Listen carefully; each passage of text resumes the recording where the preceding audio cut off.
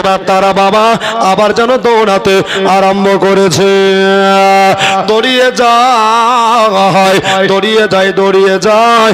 এবার বাবা আবার সারা রাত যেন দোনো ভাই মিলে দৌড়াচ্ছে। এবার বাবা বলতে বড় দুঃখ লাগছে ভাই, পেটে তাদের দানা নাই, পেটে তাদের পানি নাই, পেটে তাদের পিয়াসা ভোগা। তারা বাবা দৌড়াচ্ছে আর বড় ছেলেটা দৌড়াচ্ছে আগে আগে, ছোটটা যাচ্ছে পরে পরে। আর বড় ভাই যেমনি তাকিয়ে দেখছে, সুবহানাল্লাহ, ছোট ভাই মরুর বালুতে যেন পড়ে গেছে।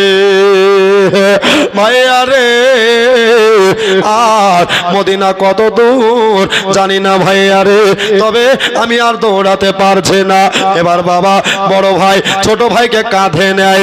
একবার জোরে বলেন সুবহানাল্লাহ সুবহানাল্লাহ। তারা দৌড়িয়ে যায়, দৌড় তাদের থামছে না ভাই, সারা রাত দৌড়াচ্ছে ভাই। এবার বাবা আবার ছোট ভাই দৌড়াচ্ছে। তো বাবা আপনার বড় ভাই যেমনি আপনার পায়ে হাত দিয়ে দেখছে, দেখতে দেন ছোট ভাইয়ের কোনি কোনি নখ গোলা সব জানে বাবা উধরিয়ে গেছে, সব জানে উঠে গেছে, পা রক্তে রঙে যেন লাল হয়ে গেছে। আর বাবা বলল ভাই আরে আর একটু কষ্ট করে দৌড়িয়ে যাও, তাহলে সোনার মদিনা দেখতে বাবা। বাচ্চা ছেলে আবার পুনরায় তারা দৌড় শুরু করে ফজরের আজান শুনে লিয়া ওই জঙ্গলের ভিতরে নামাজ আদায় করলেন। একবার জোরে বলে দেন সুবহানাল্লাহ। নামাজ পড়ে লিয়া গো এবার ঝালা ফালা হলো সুবহ সাদিকের কালে। এবার বাবা সুবহানাল্লাহ, মদিনা নাই তাদের কপালে, আবার তারা কুফা এলো চলে বাবা। এবার বাবা যদি তাকিয়ে দেখছে, তারা যেই জায়গা থেকে দৌড় শুরু করেছিল ওই জায়গাতে আবার তারা পৌঁছে গেছে। বাচ্চা ছেলে গো এবার বাবা কোথায় যাবে? দিনের বেলাতে তারা কোথায় আশ্রয় নেবে?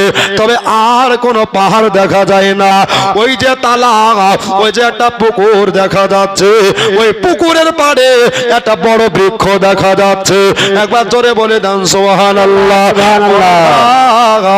ওই যে একটা বৃক্ষ দেখা যায়, ওই বৃক্ষের উপরে আমরা এখানে সারা দিন কাটিয়ে দেব, আবার সন্ধ্যাবেলা লাগবে আবার আমরা দৌড় শুরু করব। সুবহানাল্লাহ। ভাই ওই গাছের ওপরে আমরা উঠে থাকবো, চলো ঠিক আছে, কথা কিন্তু মন্দ নয়। গাছের ওপরে দোনো ভাই উঠে গেছে, জোরে বলেন সুবহানাল্লাহ সুবহানাল্লাহ। এবার বাবা এদিকে হারেস পাপির বিবির বান্দি মালেকা আপনারা চলে আসছেন, বাবা চলে আসছেন কলস কুমোরে নিয়ে। সুবহানাল্লাহ, আপনার পুকুরে যেমনি বাবা তালাবে যেমনি কলস চুবড়াতে যাবে, কলসি চুবড়াতে যাবে, পানি উঠাতে যাবে, তো দেখতেছেন বাবা পূর্ণিমার চাঁদের চাইতেও অতি সুন্দর, অতি আফজাল, অতি বেহতার দুটো বাচ্চা ছেলের চেহারা ভাসছে, জোরে সুবহানাল্লাহ সুবহানাল্লাহ। ডানে তাকাই, কিছু দেখতে পাওয়া যায় না, বামে তাকাইলাম, কিছু দেখতে পাওয়া যায় না। তবে বান্দিরে তুমি জানো না, পূর্ণিমার চাঁদ নিচে দেখা যায় না, দেখতে হলে আকাশের দিকে তাকাতে হয়। শোনো, কলস নিচে রেখে দিয়া ওই হারেস পাপির বিবির বান্দে যেমনি গাছের দিকে তাকিয়েছে, আর দেখবি তো দেখ নবীর ঘরানা দেখতে শুরু করেছে। নবীর ঘরানা দেখতে আরম্ভ করেছে। আর বাবা যেমনি চোখ চোখে হয়ে গেছে, দুই চোখ চার চোখের মিলন হয়ে গেছে। এবার বাবা বড় ছেলেটা কাছ থেকে বলছে জোরাত করে, মা গো এ দেশের মানুষ কেউ ভালো নয়, আমরা হলাম ইমাম মুসলিমের দোনলাল, জোরে বলেন সুবহানাল্লাহ। মিথ্যার আশ্রয় নিতে পারবো না, ছোট্ট কথা বলতে পারবো না। মা গো একটা কথা বলি, মা আমাদের মা নাই, আপনি হলেন মায়ের মতো, খবরদার আমাদের ক্ষতি করবেন না, আমাদের কোনো লোকের কাছে ধরিয়ে দিয়েন না। মা গো এখানে আমরা সারাদিন থাকবো, আবার সন্ধ্যা বেলা হলে আবার আমরা দৌড় শুরু করবো। মেয়েটা তিনি আপনার চিন্তা ভাবনা করে আল্লাহ আমি যদি এই বাচ্চা দুটো ছেলেকে নিরাপত্তা না জাগাবি কাল কিয়ামতের কঠিন দিনে তোমার কোরআন বলেছে ওমাইয়া মিসকলাতিন জাররাইয়ারা জাররা জাররা বিন্দু বিন্দু পরিমাণ হিসাব দিতে হবে কাল কিয়ামতের কঠিন দিনে আল্লাহ তাআলার কাছে। মওলা গো তখন আমি কি উত্তর দেব আমি কি আনসার দেব? তবে ও বাবা ও বাছা ধন তোমরা সবাই চলে আসো তোমরা ওই গাছের উপরে তোমরা কেউ থাকিও না গাছের উপরে তোমাদের থাকতে হবে না। ওরে বাবা নিচে নেমে এসো। এবার তারা ভয় করছে চাচি গো আমাদের কাউকে ধরিয়ে দিয়েন না আমাদের জেলে ভরবেন না আমাদের ইবনে জিয়াদে দরবারে পৌঁছে দিয়েন না। বলে না বাবা না আমাকে বিশ্বাস করতে পারো আমি ফতেমাকে বড় ভালোবাসি আর তোমরা হলে ফতেমা আরে ঘরানা। যেমনে মা নবী নন্দিনী সারা বিশ্বের জননী নিজের দাদিমার নাম শুনেছে তাদের কলিজা এত বড় হয়ে গেছে একবার জোরে বলে দেন সুবহানাল্লাহ। কলিজা পুরাট করে লিয়া গো।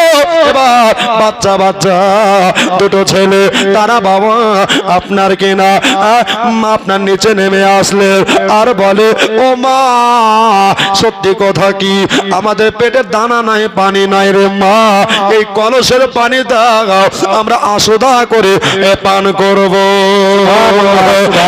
বাবা পানি তোমাদের এখানে দেওয়া ঠিক হবে না কেন দিনের বেলায় তোমাদের ধরা পড়তে হবে চলো এমন একটা জায়গা তোমাদের নিয়ে যাব। এবার বাবা হারেস নবীর বিবির বন্ধু ওই দুটো নবীর আওলাদ মোহাম্মদ ও ইব্রাহিম বয়স চলতেছে বাবা 7 আর 9 বছর সুবহানাল্লাহ। এবার বাবা নিয়ে চলে যায় নিয়ে যাওয়ার পরে দরজায় দাঁড় করিয়ে ফেললো তোমরা দাঁড়াও রে বাবা আমি আমার মালিকার কাছে ইজাজত নিয়ে আসি। এবার বাবা হারেস বাপের বেবে বড় নেককার সলেহা মা এবার বাবা কলস কাঁধে নামাইয়া সুবহানাল্লাহ এবার বাবা মাটিতে রেখে দিলেন একবার জোরে বলে দেন সুবহানাল্লাহ। মালিকারে তুমি যাকে এতদিন মনে প্রাণে চেয়েছিলে এই দেখো নবীর ঘরানা নবীর আওলাদ তোমার বাড়িতে আমি নিয়ে এসেছি তাই নাকি বলল ঠিক আছে ঠিক আছে কই ফতেমার ঘরের ছেলে কই রে কই আমার নবী বংশের আওলাদ কই কি তোদের রূপের ছোট বল রে বাছা ধর তোরা কোন মায়ের সন্তান বলেন কি তোদের রূপের ছোট বল রে বাছা ধর তোরা কোন মায়ের সন্তান। আরে বাবা এত দেখতে সুন্দর চাঁদেরও দাগ আছে এই ছেলে দুটাতে দাগ নাই আরে বান্নি এই ছেলে দুটো কোথায় পেলি? বলছে আমি পানি আনতে গিয়েছিলাম আর পানি আনতে গিয়ে গাছের ওপরে দুটো ছেলে লুকিয়েছিল জোরে বলেন চুপ। ওই কুত্তা বদমাশ আমার স্বামী টাকার লোভী হারেস পাপি যদি শুনতে পায় তাহলে ছেলে দুটাকে মার্ডার করে দিবে জোরে বলে ছেলে দুটাকে শাহাদাত বরণ করিয়ে ফেলবে।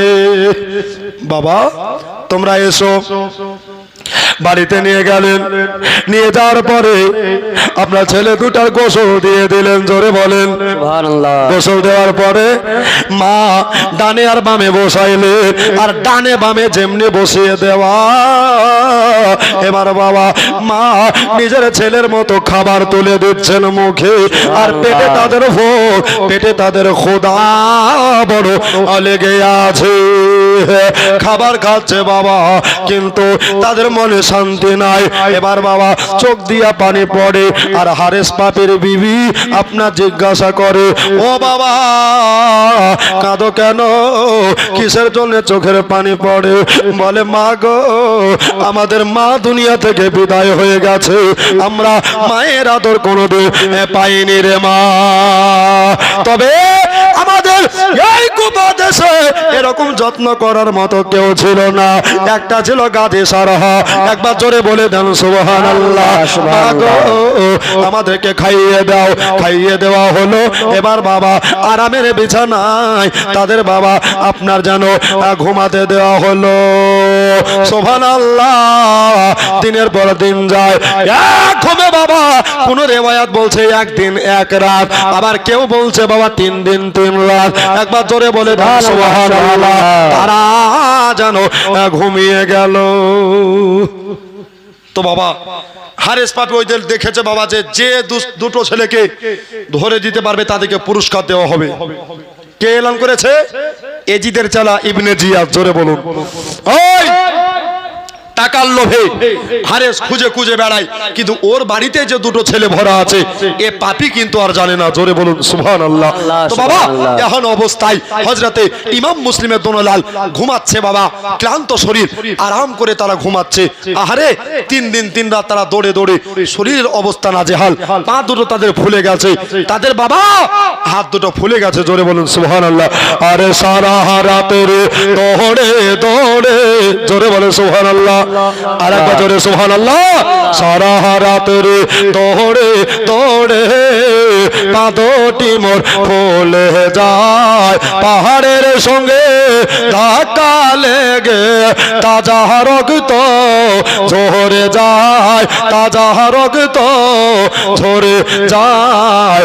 তাই ধীরে ধীরে নদীর তীরে, ধীরে ধীরে নদীর তীরে গাছের তলায় লোকায় রে, কুফার মাটি কান্দে রে, মুমিনের গর্ব দোলে রে।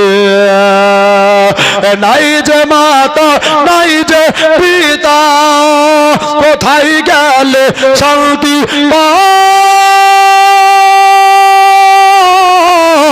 সারা রাত্রি দৌড়ে দৌড়ে কুফার বাজার দেখিতে পায়, কুফার বাজার দেখিতে পায়। তাই ধীরে ধীরে নদীর তীরে, ধীরে ধীরে নদীর তীরে গাছের তলায় লোকায় রে, মুমিনের কলব তোলে রে, শরীরের মানুষ কান্দে রে। তো বাবা ওই বাচ্চা ছেলে দুটা ঘুমিয়ে আছে, আর বাবা হারেস পাপি একটা মস্ত বড় তালোয়ার লিয়া, মস্ত বড় একটা বাবা নেজালিয়া দাঁড়িয়ে আছে। সুবহানাল্লাহ। এবার বাড়ি চলে আসলে রাত্রি বেলায়, এ বিবি রে একটা কাজ করো। বললো, কি কাজ? প্রাণের স্বামী তাড়াতাড়ি খাবার খেতে দাও। তুমি কি জানো না যে এখানে ইমাম মুসলিমের দোনো লাল ভরায় আছে, যে খুঁজে দিতে পারবে তাকে অনেক টাকা পুরস্কার বিতরণ করা হবে। হায় হায় হায়, টাকার লোভী একে আগে খেতে দিই, একে বুঝতে দিলে হবে না যে আমার বাড়িতে দুটো ছেলে ভরায় আছে। একবার জোরে বলে দেন সুবহানাল্লাহ। নিজের স্বামীকে তাড়াতাড়ি করে খেতে দিলেন, আর বললেন, বিবি রে রাত্রিটা একটু গভীর হয়ে যাক, তারপরে বেরোবো, আমি একটু এখনো ঘুমাই। এবার বাবা দোনো বাচ্চা ছেলে 3 দিন 3 রাত ঘুমিয়ে আছে। এবার বাবা ছোট ভাই স্বপ্ন দেখছে কি গো? আমি জানি শুনেলাম বাবা যে তিনার আব্বা জান মুসলিম ডাকতেছে, আর টেকেলিয়া আমার নবীজির হাতে তুলে দিচ্ছে। আব্বাকে ছোট ছেলে স্বপ্ন দেখেছে, আর ঘুম ভেঙে ভেঙে গেছে আর বাবা ঘর থেকে কান্নার আওয়াজ যেন ভেসে গেল আর মা বোনেদের কথা যে রাত্রি বেলায় দেওয়ালেরও কান আছে হারেস বাপে আপনার কানটাকে উড়িয়ে নিয়ে গিয়া বললেন বিবি রে এটা কার বাচ্চার কান্নার আওয়াজ এটা কোন বাড়ির ছেলে কান্দে তবে শোনো এই বাড়ির ছেলে কান্নার আওয়াজ নয় এটা হলো আলগা গলার সুর একবার জোরে বলে দেন সুবহানাল্লাহ বলেন স্বামী গো আপনি বাচ্চা খুঁজতে যান বিবি বলছে আল্লাহ যদি ধরা পড়ে যায় তাহলে বড় মুশকিল হবে বড় আমার জনম হয়ে যাবে তবে সুবহানাল্লাহ আমি আরো 2-4টা দিন আমার ফতেমার ঘরের আওলাদের সেবা যত্ন করব মনে বড় বাসনা মনে বড় তার আর যন্ত্রণা সুবহানাল্লাহ এবার বাবা হারে জিজ্ঞাসা করে হারে বিবি ওই দে এত সুন্দর আলো সুবহানাল্লাহ কিরণ মারতেছে আধার দুনিয়া আলো হয়ে যাচ্ছে এটার মানে কি বুঝতে পারলাম না বলে স্বামী ওটা পাশের বাড়ির আলো বলে না না এটা পাশের বাড়ির আলো হবে না একবার জোরে বলে দেন সুবহানাল্লাহ এই বাচ্চা বাচ্চা ছেলে হাওমাও করে কান্না করে আব্বা গো বলে এবার বাবা আওয়াজকে লোকেশন করে এক পা দোপা করে হারেস বাপি মস্ত বড় তালোয়ার নিয়ে গিয়া আপনার কেনা তার বাড়ির দরজায় পৌঁছে গেছে জোরে বলে সুবহানাল্লাহ তার বাড়ির দরজায় পৌঁছে গেছে এবার বাবা বলল বিবি রে এই ঘরের ভিতরে আওয়াজ আসতেছে তবে কাকে ভরে রেখেছো একবার বলো বিবি বলতে চাহে না আর স্বামী কিন্তু না শুনে বাবা ছাড়বে না এবার নিজের শিকল খুলে দেয়া দেখতেছে বাবা ওই ঘরে দুটো ছেলে ভরায় আছে এবার নবী বংশের আওলাদ আপনার কিনা সুবহানাল্লাহ আপনার হারেস বাবিকে বিনয়ের সহিত বলতে লাগলো এ হারেস বাবি রে মানুষ টাকা জীবনে অনেক ইনকাম করে টাকা নিয়ে কেউ কবরে যেতে পারে না একবার জোরে বলে দেন সুবহানাল্লাহ হারেস বাবি রে আমাদের মদিনায় পৌঁছে দাও আমাদের মদিনা শরীফে পৌঁছে দাও তবে তোমার জন্য দোয়া করব আর আল্লাহর কাছে এত আমরা বলবো খোদা গো একে তুমি জান্নাতে দিও বলল ও বাচ্চা ছেলে রে তোরা যদি আমার হাতে ধরা দিস তাহলে তোদের মুন্ডু কেটে যদি আমি নিয়ে যেতে পারি এজিদের দরবারে তাহলে অনেক টাকা পাবো আর আমার জীবনটাকে বাবা ধন্য করব বলে চাচা গো আমাদের আব্বা নাই মা নাই আপনাদের সন্তান নাই আমরা হলাম আপনার বেটার মতো একবার জোরে বলে দেন সুবহানাল্লাহ হারেস বাবে দয়া ময়া হলো না একেবারে চুলের মুঠি গপ করে ধরে ফেললো রে এবার বাবা টানতে নিয়ে এসে বাবা এই যে এত উঁচা ওসরা বাবা এত উঁচা বারান্দা থেকে ধপ করে দোনো ছেলেকে আগে নাই ফেলে দিল আর ছোট ছেলেটা দুটো দাঁত যেন শহীদ হয়ে গেল একবার জোরে বলে দেন সুবহানাল্লাহ এই হারেস বাবির বিবি বললেন প্রাণের স্বামী গো এই বাচ্চা ছেলেদের আপনি খবরদার মারিয়েন না বলল বিবি রে সরে যা না হলে তোকেও খতম করে ফেলবো আগে আমার টাকা তারপরে তুই হবে পাকা একবার জোরে বলে দেন সুবহানাল্লাহ বিবি বলছেন আল্লাহ গো আমি যদি নবীর আওলাদকে রক্ষা না করতে পারি কাল কিয়ামতের একটা দিন হবে 50,000 বছরের সমান কত হাজার বললাম জোরে বলেন 50,000 বছরের সমান একটা দিন হবে ওই দিন কেউ কারো হবে না বিবি স্বামীর হবে না স্বামী বিবির হবে না কেউ কারো হবে না এই জন্য একটা কাজ করি, এই নবী বংশের আওলাদকে জান থাকতে এদের কষ্ট দিতে আমি দেব না। জোরে বলেন সুবহানাল্লাহ। এবার বাবা বিবি বারবার রুখে নিচ্ছে, আর হারেস পাপি রাগে বিবির ডান হাতটাকে এক কোপে শহীদ করে ফেলেছে। আর হারেস পাপি বলছে, বিবি রে ন্যাংরা কানা খোড়া, বিবি লিয়া সংসার করা যায়, প্রাণে বাঁচতে হলে তুই সরে যা, সরে যা। এই বাচ্চা দুটোকে মুন্ড কেটে নিয়ে আমি এজিদের দরবারে পৌঁছে দেব, আর অনেক টাকা পাবো। এই লোভে এবার বাবা হারেস পাপির বেবে, সুবহানাল্লাহ সুবহানাল্লাহ, হারেস পাপির বেবে এবার বাবা কোনো মতে শুনতে চাহে না। হারেস বলল বাড়িতে জবাই করা যাবে না। এবার টানতে টানতে নিয়ে গিয়া আপনার লহরে ফোরাতের কাছে নিয়ে গেল। জোরে বলে সুবহানাল্লাহ। বাবারে লহরে ফোরাতের কাছে, নদীর কাছে নিয়ে গিয়া এবার বাবা তারা নিয়ে যাওয়ার পরে সুবহানাল্লাহ, এই বাচ্চা ছেলে দুটো বলে চাচা গো, চাচা আপনাকে জোরহাত করে বলি চাচা আমাদের প্রাণে মারিয়েন না, আমাদের নবীর রওজা না দেখায়া মরণ মারিয়েন না। নবীর রওজা শরীফ, জোরে বলেন তো সুবহানাল্লাহ। আর একবার জোরে বলেন তো ইয়া রাসূলুল্লাহ। নবীর রওজা শরীফ দেখে মন ভরে না, নবীর রওজা শরীফ দেখে মন ভরে না। দিদার দাও গো শাহে মদিনা, দিদার দাও গো শাহে মদিনা। জোরে বলেন সুবহানাল্লাহ। কত রাত কত দিন ফুরিয়ে গেল, একবার দেখা নাহি নবীজি হলো। সুবহানাল্লাহ সুবহানাল্লাহ সুবহানাল্লাহ। যারা নবীকে দেখতে চান হাত তুলে বলেন তো ইয়া রাসূলুল্লাহ। কত রাত কত দিন ফুরিয়ে গেল, একবার দেখা নাহি নবীজি হলো। ও গো মদিনাওয়ালা, জোরে বলো ও গো মদিনাওয়ালা, একবার করো করুণা, দিদার দাও গো শাহে মদিনা, দিদার দাও গো শাহে মদিনা।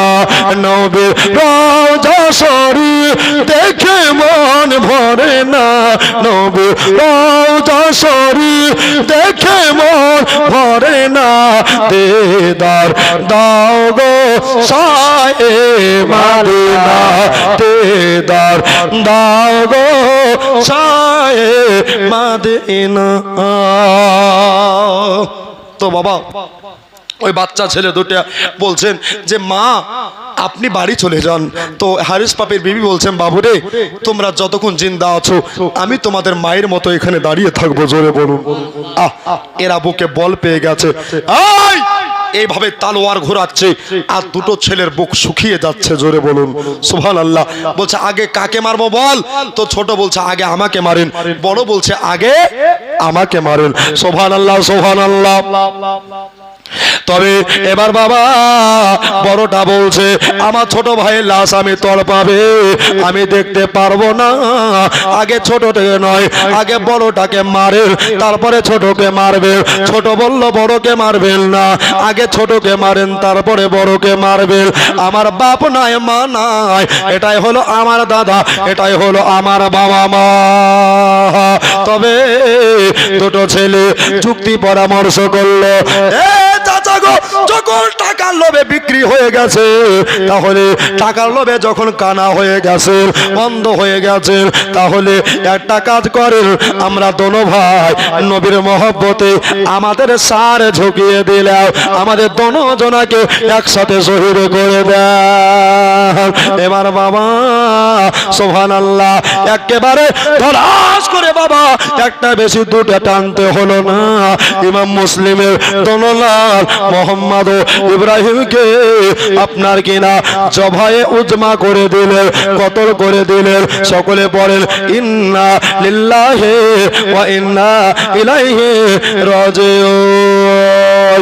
এদিকে বাবা এটাই একটা রিওয়ায়াত আছে, আর একটা রিওয়ায়াত হলো যে ইমাম মুসলিমের দুটো ছেলেকে মারার পূর্বে আগে হারেস বাপের বিবি মারা গেছিল, কিন্তু না, আর একটা রিওয়ায়াত হলো বাবা যে আমার ইমামে মুসলিমের বাবা যে আপনার সুবহানাল্লাহ মহব্বত করেছিল ছেলে দুটাকে, ওই হারেস বাপের বিবিকে বাবা মুন্ড কেটে নদীতে ভাসিয়ে দিল। বিবিরকে আপনার চিনতে পারলো না, আর বাবা ওই দুটা মাথা লিয়া এজিদের দরবারে হাজির হয়ে গেল। টাকা তো দূরে থাক বাবারে, মুন্ড কাটার কারণে আপনার হারেস কেউ বাবা লোভে পাপে মৃত্যু বরণ করতে হলো। জোরে বলে দেন সুবহানাল্লাহ। এটাই একটা পর্ব হয়ে গেল। তবে বাবা আমার ইমাম হোসাইন রাদিয়াল্লাহু তাআলা আনহু এবার বাবা মদিনা শরীফে বসে আছে। আর সেই সময় মদিনার কমান্ডার, মদিনার বাদশাহ, যার নাম হলো বাদশাহ ওয়ালিদ। কি নাম? ওয়ালিদ। ওয়ালিদের বাড়িতে একটা পত্র আসলো। কি আসলো? চিঠি আসলো। হুজুর, কুফা দেশে আপনাকে সবাই চাহানেওয়ালা, জোরে বলেন, চলে আসেন, কোনো অসুবিধা হবে না। ইমাম মুসলিমের মতো আমার হোসাইনের নাজেহাল অবস্থা হবে রে ভাই। কেননা আমার নবী মুস্তাফা আগেই বলে দিয়েছিলেন হোসাইন পাক 3 দিনের বাচ্চা। কয় দিনের বললাম? জোরে বলেন। 3 দিনের বাচ্চা নবীর কোলে আছে। আর বাবা আমার নবী মুস্তাফা বলেছিলেন, বেটি রে, তোমার বেটাকে ঈমান বাঁচাবার জন্য, কোরআন বাঁচাবার জন্য, ইসলাম বাঁচাবার জন্য তোমার বেটাকে কারবালায় শাহাদাত বরণ করতে হবে। একবার জোরে বলে দেন সুবহানাল্লাহ। মা, আজকে আমার সেই দিন চলে এসেছে। আমার 53 বছর 5 মাস 5 দিন হয়ে গেল। সুবহানাল্লাহ। এবার বাবা আসরের ওয়াক্তে আপনার ওয়ালিদের চেলা দিয়া আপনার হোসাইন পাকের কাছে খবর চলে আসলো। ওগো ইবনে হায়দার, একটা কথা শোনো। বললো কি কথা? কি কথা? বললো বাদশাহ ওয়ালিদের বাড়িতে আপনাকে যেতে হবে, আপনার দাওয়াত থাকলো। এবার বাবা সুন্নাতে রাসূল দাওয়াত পালন করার জন্য আমার ফতেমার বেটা আলীর বেটা একটা ঘোড়ার উপরে আরোহণ হলেন। একবার জোরে বলে দেন সুবহানাল্লাহ। এই ইশকে রঙের ঘোড়ার উপরে চেপে গিয়া আপনার কিনা লাগাম টান পড়ে গেল। আর বাবা বাদশাহ ওয়ালিদের দরবারে পৌঁছে গেল। ওয়ালিদ বলছেন, আল্লাহ, এত সুন্দর ছেলে ফতেমার বেটাকে, নবীর নাতিকে, আলীর বেটাকে দাওয়াত দিয়া টপ করে পাওয়া যায় না। তবে আজকে চিঠির মকাতে পেয়েছি, আজকে লেটারের মকাতে পেয়েছি। এই সুযোগে সৎ ব্যবহার করে নিতে হবে। এবার বাবা ঘোড়ার ওপর থেকে নামতে যাবে। হুজুরের জন্য সাদা রেশমি কাপড় বিছিয়ে দেওয়া হলো। ফুল ছিটাইয়া হুজুরকে রাজপ্রাসাদে সিংহাসনে বসিয়ে দিল। একবার জোরে বলে দেন সুবহানাল্লাহ। হোসেন গো, এবার বাবা ডানে বামে চারিদিকে তাকিয়ে তাকিয়ে দেখলে। এবার বাবা দস্তরখানা বিছানো হলো, নাস্তা পানি অতিথি আপ্যায়ন হলো। এবার বাবা আপ্যায়ন করে নেওয়ার পরে সুবহানাল্লাহ আমার হোসাইন তাকিয়ে তাকিয়ে দেখছেন বাবা অনেকগুলা খাবার আমার হোসাইনের জন্য তৈরি করা হয়েছে। তবে আমার হোসেন খেলেন না, একটু একটু করে খাবার খেলেন। হুজুর আমার ফাতিহা পড়ে খাবারগুলাতে দোয়া করে ফেললে। এটা কার দোয়া গো? এটা হলো আমার নবীর নাতে এর দোয়া। জোরে বলে সুবহানাল্লাহ। বন্ধুরে, আমার ভাইরা, দাদারা, দিদিরা রে, এবার বাবা দোয়া করে বাদশাহ ওয়ালিদকে বললেন, ও বাদশাহ নামদার, আমাকে কেন ডেকেছো? কিসের জন্য ডাক দিয়েছো? একবার বলো বলো। বললেন, এই জন্য ডাক দিলাম হুজুর,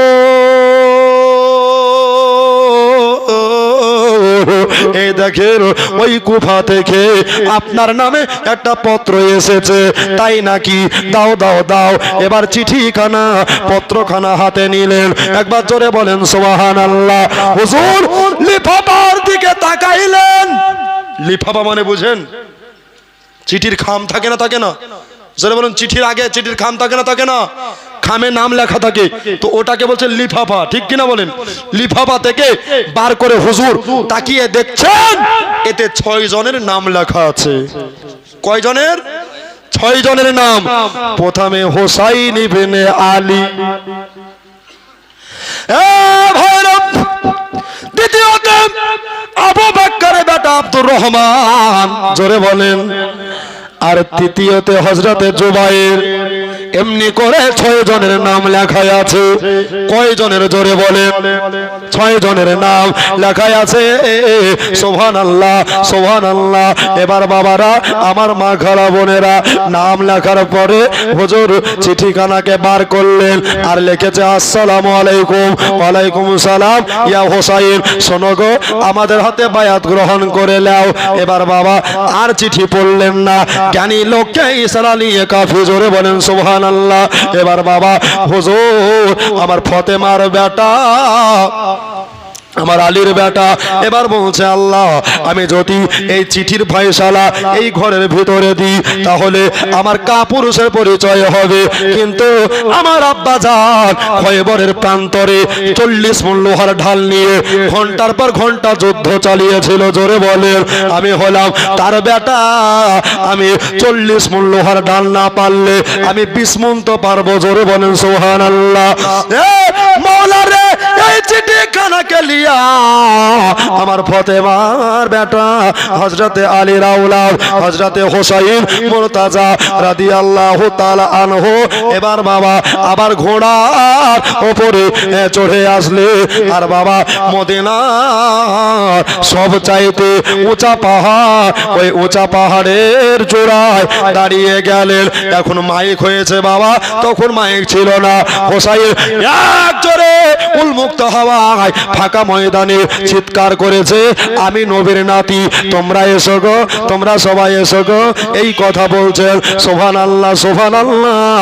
আমার ইবনে হায়দার যেমনি বাবা আওয়াজ তুলে দিয়েছে, আর মদিনার বাচ্চা বাচ্চি, জোয়ান যুবতী, বুড়ো বুড়ি সব জানে আমার হোসেনের ডাকে হাজিরা দিয়ে দিয়েছে, জোরে বলে সুবহানাল্লাহ।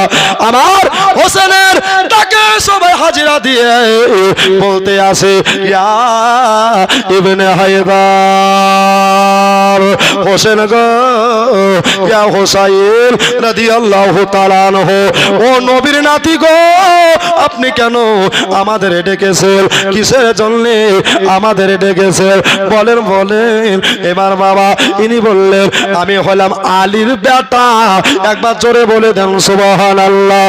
এই আমি হলাম নবী মুস্তাফা নওশা। এই দেখো, এজিদ একটা চিঠি দিয়েছে, আর এতে লেখা আছে যে আমাদের হাতে বায়াত গ্রহণ করতে হবে, না হলে ইসলাম মিটিয়ে দেবে। না না না, জান দিয়ে দেব, প্রাণ দিয়ে দেব, আমি ইসলাম মিটাতে দেব।